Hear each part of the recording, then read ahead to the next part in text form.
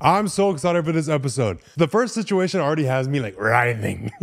But what would Leo do sounds exactly like what it is. What would Leo do? You guys write in and ask me what I would do in your situation, and I give you advice how I would handle it or how not to handle it because of my past mistakes.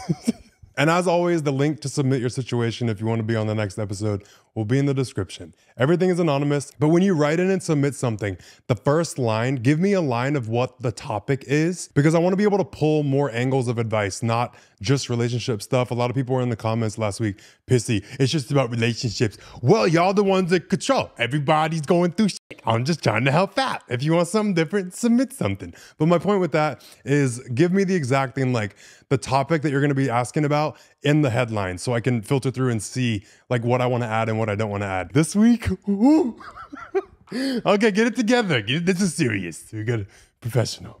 Okay, my fiance wants to adopt my daughter. I told him no, as even though I love him and would love for him to be the father figure of my daughter's life, my child comes first and I cannot trust him to have that kind of control over her, especially after having a horrible legal battle with my daughter's biological father. My fiance was really hurt by this and the fact that I did not trust him enough. He even brought up us potentially breaking up. Would love your take on this whole situation. My take is break up. I'm not kidding either. Like, if he does not understand this is solely about your child, that's a major issue. The fact that he's taking this personally is a red flag from hell, because he watched you, or he knows about what you've gone through with the child's dad and your ex. He knows that you know what it's like to go into a relationship and think that everything is peachy keen. Come to find out, things are not peachy keen. Things are very sour patch kid. You already have a little bit of valid reason not to trust people. You've experienced the flip and you've experienced the hell and the consequences of choosing the wrong person and having to deal with the legal battle of it. I, in your situation, would never hand over any type of legal control or any input from another human being, especially someone that is not the biological father. Like, this is your fiance. That's a big issue. Fiance? Why you ain't married? Why he's worried about your level of commitment and he ain't even slapped the wedding on you yet. He just wants to give you a ring and say, give me your daughter. He has you fucked up and he has me fucked up now. We're in this together. I don't want to seem so harsh and so mad about it, but it's his lack of objectivity when he's looking at the situation. He's getting so insecure about it and making it personal. My major concerns that come up are giving legal power and control over your child, and then something happens. If you make more than him, you might have to pay him child support if he decides to leave. Also, it flips the other way. If you guys break up and he's financially well off and you're not able to provide, the court system will take her. It's very, very, very hard for a woman to lose her daughter. But if he's got enough money, he can pay to corrupt the system and get it flipped in his favor. Anyone that knows what I'm talking about knows this is not bullshit. The court system is not here to help you. And if he tries to be a real dick about you leaving or him wanting to leave or whatever happens, if he makes more, he can flip it to have your daughter taken from you. Do not, under any circumstances, let this dude take legal ownership of your child. 1000% you have my blessing of fuck no. And if he wants to break up over it, break up over it. But I think the thing you need to fight about is the principle and the point, and taking him out of seeing it personally and being like, how do you not fucking see the damage this could cause and what you're asking of me with my daughter?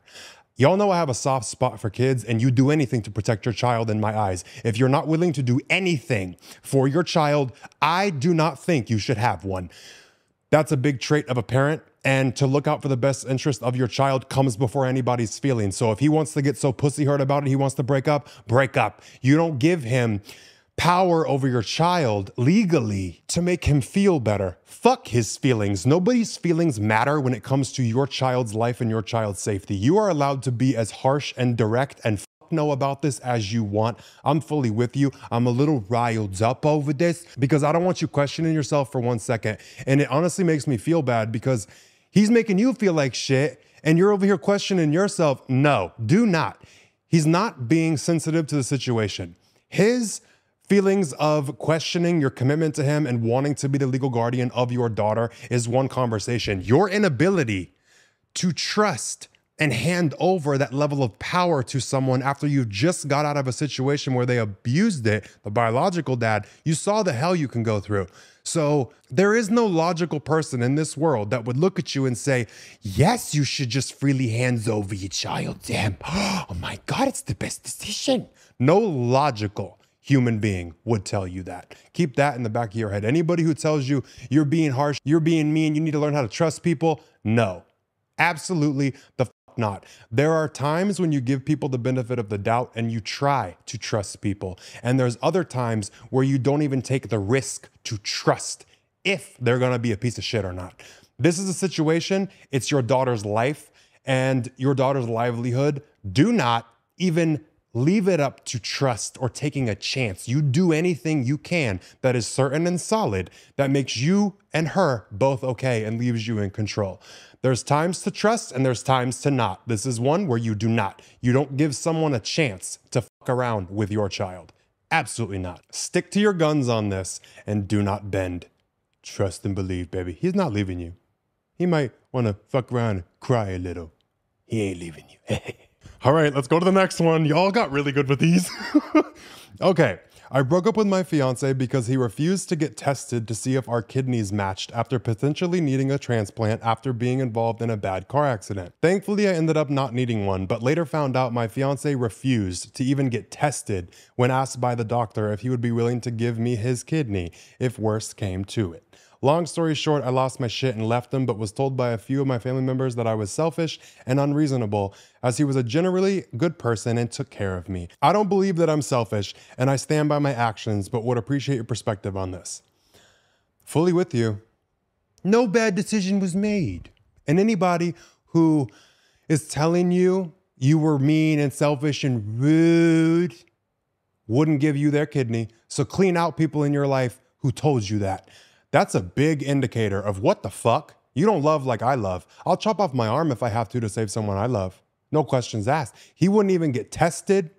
Wouldn't even get tested to see if he was a match. I understand if you're dating someone who cannot risk giving up a kidney and it's like every single thing is stacked in their favor. At the end of the day, you still should get tested to see if worst case scenario, you are a match and can do it. It's fully okay to make sure and go through a list of donors and people that could give it to you before him. That's fine. That's valid. I get that. But he should have no hesitation with getting tested just to see if he was a match. That leads my paranoid ass to think of other shit. Why are you so scared to even get tested? Is he hiding having HIV or some kind of disease he don't want you knowing about? That's where my red flags come up. You got to think real fucking strategic about this shit. Don't make it all about, oh, he don't love me enough, he's just bad. There might be more to the story. He might just be a typical modern day man of a pussy bitch and actually not be willing to give you a kidney. That's a possibility, but there's also a possibility there's more to it with him hiding something else. So I would say maybe ask about that. Me stirring shit. No, this is like a serious situation. You already left his ass, which is great. Love you, proud of you. I know that was hard, but when people's true colors get revealed, you act accordingly, because if they get you again or you deal with some other shit after you see their true colors and you chose to stay, it's on you. You saw who the fuck you were dealing with. You saw you were playing with a hot stove. You got burned. Oh, wow. Once you realized it was hot, you shouldn't have fucking touched it. But I don't want you to doubt yourself for 2 seconds over this, but I do want you to pry and say, what do you got? What's the real issue here? You were a pussy bitch and you was too scared to give me a kidney, or you hiding something? That's what I would do. That's what Leo would do. Yeah. Oh, here we go. Oh my God. I need to drink some water to cool down. What? Maybe this one? Okay. I'm going to be nice to you because I do have to hurt your feelings. But someone said, why do I keep getting ghosted? I meet men that seem interested in the beginning, and then all of a sudden, I can't even get them to answer me. I'm confident in my physical appearance. It has to be something else. What would Leo do to get revenge on being ghosted? Revenge was all caps. Why do you feel like you need revenge over this? I'm going to hold your hand when I say this because I'm looking out for you, and all these people are too scared to say it. There's something pushing them away. People ghost when they are scared of conflict and they don't have the balls to tell you straight up what's going to happen. But with today's society, people can't handle the truth. People can't handle honesty or anything that makes them question themselves or have to reflect. You see people get canceled all the time. I've been through cancellations of me saying shit that is so triggering because it's so true. People have to face themselves and they rather attack the messenger than look at the issue. So they're ghosting you because they're too scared to be honest with you. But if it was one person ghosting you, I would still not encourage revenge. But because there is a track record of this, this means there's more going on than you're aware of and no one is just telling you. You don't need to get revenge. You need to reflect on this one. What is causing each one to ghost? What is making this a track record? What is off-putting? What is pushing people away that you are not aware of? If you're in contact with any of these people now since you wrote this in, like if they've reached out or anything, ask them. Honestly, just ask them. Be like, I just want to know if there's something that I'm not seeing because this is a track record. Like lay out the carpet for them to feel safe of, I'm not going to get mad at you. I'm not going to have a reaction. I genuinely want the honesty, even if it hurts, because I want to know what this thing is. I'm dedicated to growing and becoming more aware, and I want to know what this thing is because clearly something I'm doing or something about me is holding me back from the thing that I want, which is a boyfriend or a partner. So I'm looking to understand this. Will you be honest with me? That's one way to approach it if they're still in your life. If they've ghosted you and they still haven't reached out, don't fucking reach out, leave it be. Go to the people in your life that are closest to you and ask them to brutally tell you the truth. What the fuck is it that you think people are ghosting me for? Be straight up and lay it out the same way that you want to understand it better and promise that you won't have a negative reaction. If they use this opportunity to bully you and criticize the shit out of you, that's different. Then you can have a negative reaction. But if they're honestly just giving you insight and honest input of what they're evaluating and what they see and what they know of you, that's going to be helpful. It might feel like criticism, but if someone is being just blatantly disrespectful, you can have a reaction, all right? But if they're just being critical and it hurts, but you see that it's true, shut the fuck up and take it in and reflect. That's what I would do about this situation. The focus does not need to be going out on revenge. It needs to be going in on, what am I not seeing? Because there might be something. Okay, the next person said, what would you do if you feel stuck with no way out? I've been in this position many times, but the biggest thing with feeling stuck, I'm glad you said I feel stuck, not I am stuck with no way out. You're not speaking bad things and untrue things over yourself because you're never stuck, you're never trapped. Situations and circumstances outside of what you're currently in might not be ideal and might not be what you want, but you can always choose them and leave and get out of whatever it is. I'm not saying it's easy. I'm not saying it's like gonna be the best situation and it's not gonna suck, because sometimes you only have shit or shittier for two options. But if the shit is forever and shittier ends, get the shittier out of the way, do it even if it's worse because it lets up and there's a whole different life after it. But the whole thing is to see and to remember, you are never stuck. You feel stuck and that's totally valid. Why do you feel stuck? Fully backtrack how you got to where you are. And the biggest thing with feeling stuck is I went through this in my whole little like recent car accident with like my brunt with death and like almost dying. I saw how so many things like I was perceiving were not actual limitations and weren't actual issues. I was convinced and in a separate reality that these things were more powerful than they were.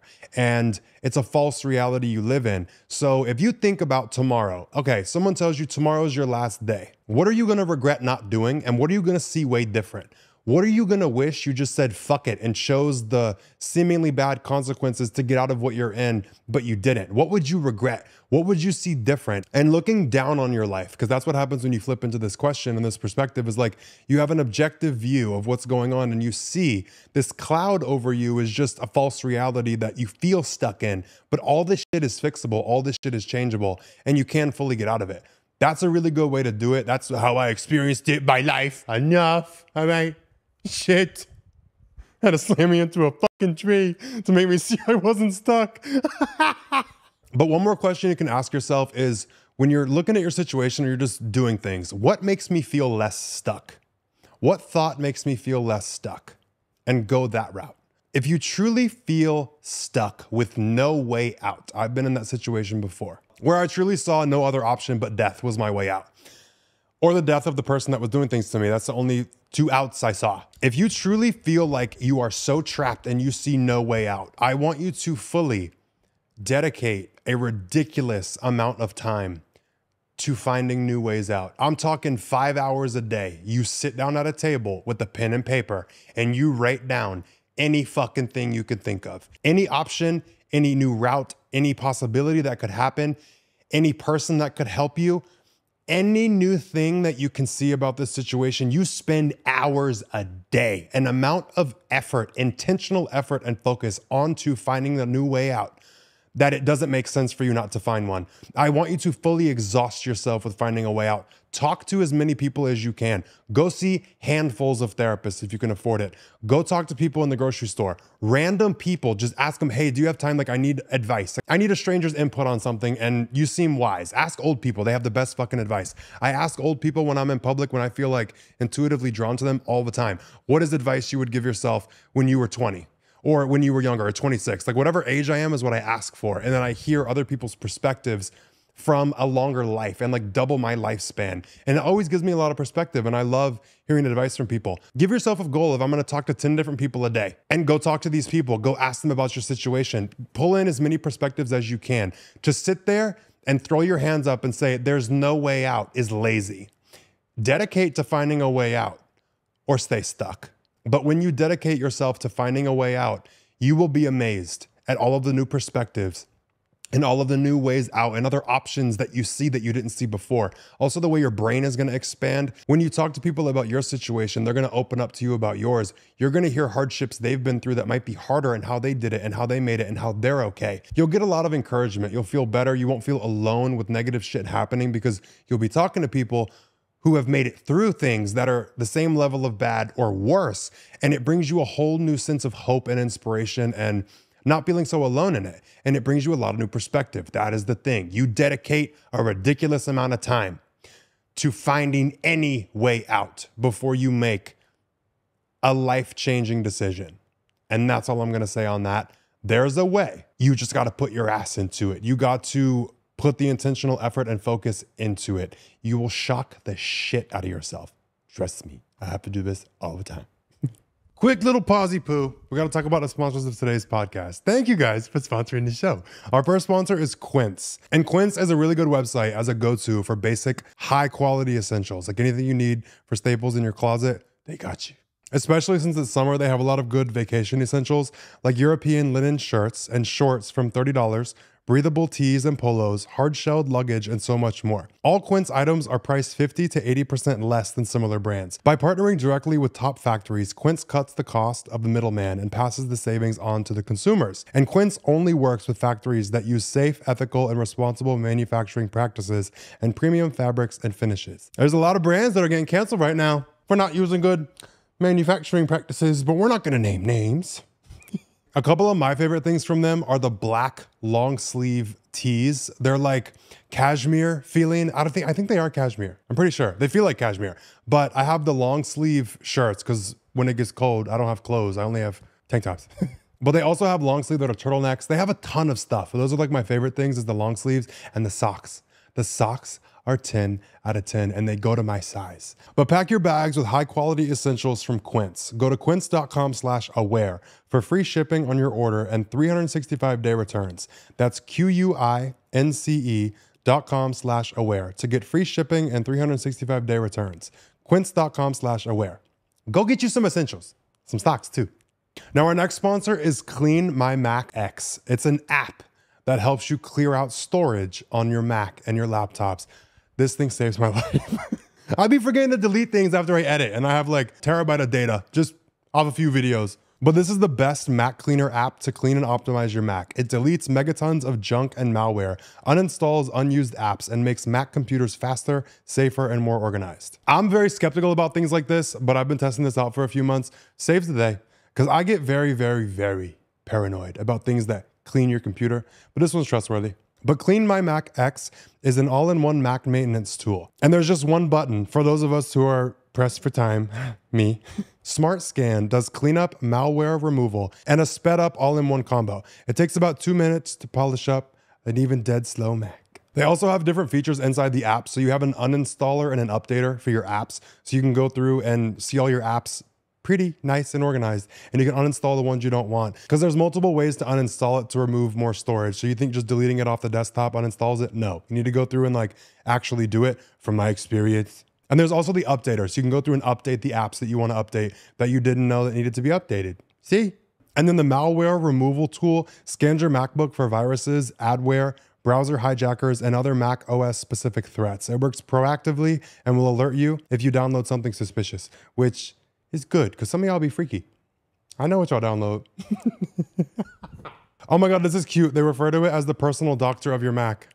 Give Clean My Mac X a try with a 7-day free trial. To save 20% on your annual license, use the promo code AWARE. Don't miss out on optimizing your Mac for better performance. And this one, once you use it, you'll see. But now back to the podcast. Okay, this one's short and to the point. I like it. Thoughts on thruples? I don't think of them. But whenever I see people who are part of a throuple, or I see like a throuple out or on social media, I don't judge nothing. I don't shame nothing. I just say to myself, they know something I don't. Because I could fucking never in my life share somebody I'm with. A throuple maybe if I'm dating 2 people. They're not dating, but I'm dating 2. I couldn't even do that though. I don't like cheating. I like one. I like one and done, pick and stick. So I wouldn't even be cool with a throuple, even if it's like one-sided. Like I'm an asshole. Like I get 2 boyfriends and you get 1. Like I'm not even cool with that. I personally don't ever see how I could be okay with a throuple or sharing my partner with anyone, especially sexually. That's not something I can do or have the perspective to tap into for that. They know something that I don't, or they're choosing to deal with certain things that I would never deal with, that they actually aren't okay with. I don't judge it. I don't shame it. I don't think of it, to be honest. I let everybody do what the fuck they want. And I just think to myself, they know something I don't. That's it. But one thing I do want to say about open relationships, this generation, everybody just wants to be a hoe and go fuck around, and anything that with legs, they want to go play with it. Like, I don't like that. This generation is so hypersexualized and everybody's in open relationships. I don't like that shit. I don't like how it's so normalized. But I've never met 2 people in an open relationship that both wanted it. And I've met a lot of people who are in open relationships and talked to a lot of people, between people I've coached in the past, people who have written into me. All these situations, they always say, oh, my boyfriend wanted an open relationship and I did it and I hate it. How do I deal with it? A lot of people pretend like they're cool with it and they aren't. Their partner wanted it and they were desperate enough to keep them that they just said, fuck it, we'll do it, okay. And they have to sit there and suffer with it. I've never seen 2 people in an open relationship genuinely be happy and both genuinely wanted it. I'm positive it exists. Those type things definitely do exist, but it's not as common and healthy and wanted from both sides as society makes it seem. It's like 1 in 1,000. They both wanted it and they're both happy in it. Just to clock that T for you. What? When to stop saying I just got out of a relationship as a reason to not go on a date with someone else. Asking because it's been 8 months since I got broken up with and don't know if it's a valid answer to give someone. Fuck no. 8 months. It's almost a pregnancy. You're not over it? Okay, I don't mean to be rude. I don't mean like, wow, you're not over it. But like, you're still not wanting to go on dates and like using that excuse. You look nuts, babe. Don't say that lie or something. Oh, it was 2 months ago, 3 months ago. I'm not ready yet. That sounds a little bit more like acceptable. But like to be like, oh yeah, I'm not ready yet. I just got out of a relationship 8 months ago. I would run like hell. Someone said that to me. Lie. Maybe don't. I'm looking out for other people when I say don't lie, because I'd rather people be honest about where they're at mentally and emotionally before you get involved with them. But looking out for you, I'll say lie. If you're truly that caught up on your ex, don't date until you're ready. Go soul search a little bit. Do what you gotta do to get over it. Watch my podcast episodes about breakups. Trust and believe, it'll help you. But there's not enough context to know if you're saying you're not over it or if you're just still using that excuse because it sounds good. If you're just using it as an excuse to get someone to leave you the fuck alone, definitely say, yeah, I got out of a relationship 2 months ago or a month ago, or I just ended a relationship, I'm not ready yet. You don't have to say a time. Just tell them you just got out of a relationship, you're not looking to date yet. That's totally fair. If you just need an excuse, use it till the cows come home. But if you still caught up on it, baby, ooh. But you also didn't add how many years you were together. So I'm not thinking this was like a super long-term thing. Like if it was like a year, 2-year relationship, 8 months, babe, you're fine. Go fiddle somebody else did. But I be using excuses too all the time. Like when people talking to me or they're like being weird and they're trying to flirt. That's not even weird. When people hit on me and show interest in me, any attention where people are trying to sexualize me or talk to me, I'm like, get the fuck away from me. If I don't like you, I'm like, but if I do like you, I'm like, what's tea? Bring your ass over here. Where you going? Where are we going? But if someone does hit on me and I want to politely shut it down, I'm like, oh, I'm talking to somebody or I'm with somebody. I'm not, but I damn fucking sure will say it, because what are you going to say? Prove it. Shut the fuck up and get out of my face. Get out of my business. I was trying to be polite. Now fuck off. You know what I mean? Use the excuse if you want to use the excuse, but it's okay to lie sometimes. Only time I lie is like that, or like with cops. I condone lying. No, can I say this online? Not under like the courtroom, not in the courtroom. Don't lie in the courtroom. Like when you swear in the Bible and stuff. But like if a cop pulls you over, yeah, I had to shit. Like I'm speeding because I have to shit. Like act like you about to like bubble guts and shit all over the car. Do what you got to do to get out of ticket. Let me move on to the next one before I get myself in trouble. How to not be discouraged with rejections. I've applied for a few internal transfers with no luck. So we're talking about rejections in a business standpoint and with career. I don't think you should get discouraged at all with rejections when it comes to business, because you can fully ask everything you need to do or be to get to the place that you want to be. So if you're talking to your boss and you don't get transferred, you don't get a promotion, you don't get something, okay, go to them and ask, what are the traits and what does the person in that position need to be doing? I want to get a clear game plan of like what I can be improving on, what I need to learn, and how I can do it. Show a genuine effort to rise to the occasion and be what they see fit for the role. And you taking the initiative like that and not taking it like a personal attack and then freaking the fuck out. You're just like, okay, so it's a skill deficiency. What skills do I need? What do I need to be better at? What amount of experience do I need to have? Like, is it a year thing? Figuring out what made you not qualify for the promotion or for the transfer is going to set you free mentally from nitpicking and being insecure and thinking about all this shit. If it was business, it was well, I don't want to say it's always like a business decision and it's like a money thing and like the company's looking out for itself, because certain people be fucking their boss and they get the promotion, but that's a possibility. But like the real route of it is figure out what you need to do and be able to do to get to that position, and make yourself a game plan and then fully do what's on the game plan. And then when you go in for the next interview or whatever requests you have to transfer, if it gets denied again, okay, why? Like not in like a why, like help me understand why I wasn't promoted. Is there anything else I needed to do? Like, these are the things that I tried to improve on. These are the skills that I now have. This is the experience that I now have. What am I missing? Is there something else that I need to be doing, improving, or changing? And see what their advice is, because you will be able to clearly and quickly tell if it's bullshit. And if someone just don't like you, it'll be obvious. Once you do all of the skills and all of the objective things that they want for that position, once you complete all that and do all that, then it's like, now what the fuck's tea? Now who got a problem? Get up, Karen. Get up, Karen. I hope that made sense, because when you do this, it's going to take all of your critiques of yourself, like, is it my personality? Is it my looks? Is it my weight? Is it my this? Is it my that? And put it on the skill set. So when you see that you didn't get the transfer because of the lack of a skill, you fully can change that. You fully can improve and do it. But you're not running around with the whole like throwing a knife in yourself and attacking yourself and cutting yourself for like, if I wasn't like this, if I was like that, I need to change a personality, and like take the knife out of yourself.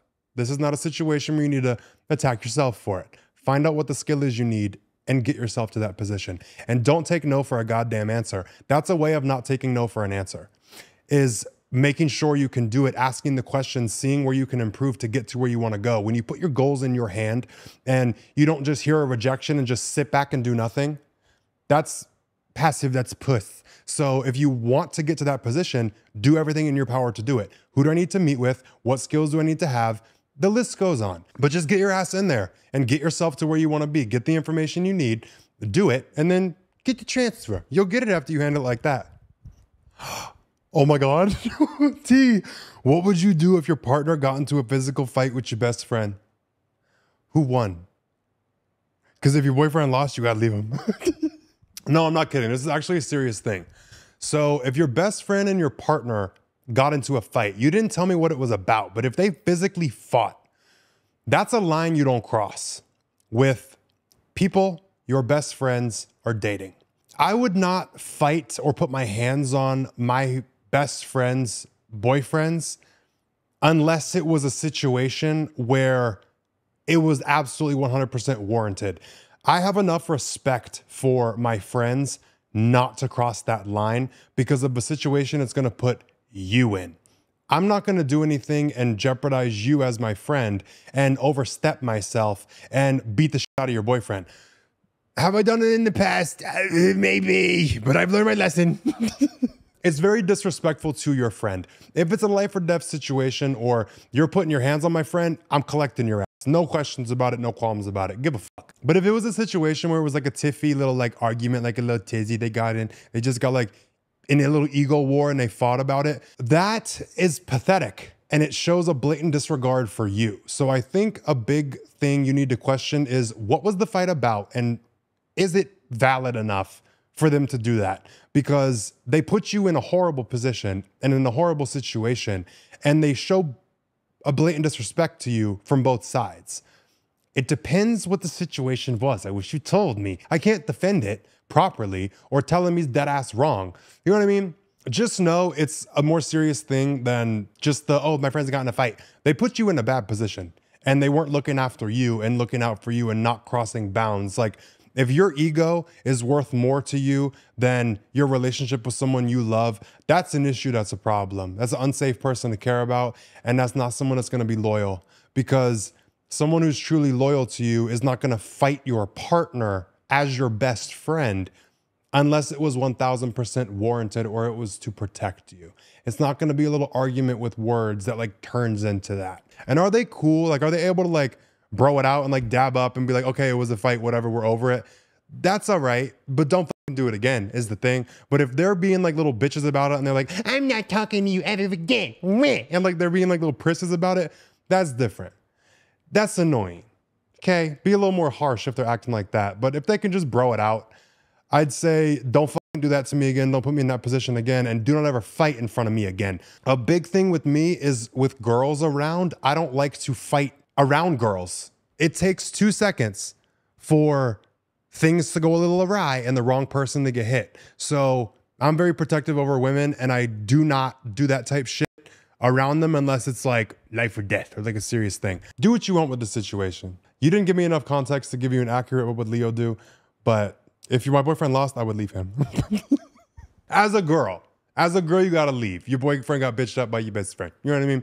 But if it's like a guy that I'm dating and he gets his ass beat, I'm gonna teach him how to fight better. We're gonna brawl every night until he gets good. You know what I mean? Like, I'm gonna teach you and help you. It's different because I'm gay. It's different. You know what I mean? But if you're a girl and your boyfriend got her ass beat by your best friend. All right, next person said, speaking as someone whose go-to move in life is also just to randomly move to cities and countries or switch jobs, I was wondering, how do you build routine with so much change in your life? How do you stay rooted in your sense of yourself and who you are with so much changing around you constantly? You asked the right person. I thought I had a grip on this because I do move around a lot. I've moved a lot in my life and I love to just run away, go restart, have fun. I don't like to take life too serious. Like, I fully will just run away to prove my point. Here I go, the fuck? If I ever do leave somewhere or move, it's because it's what's best for me.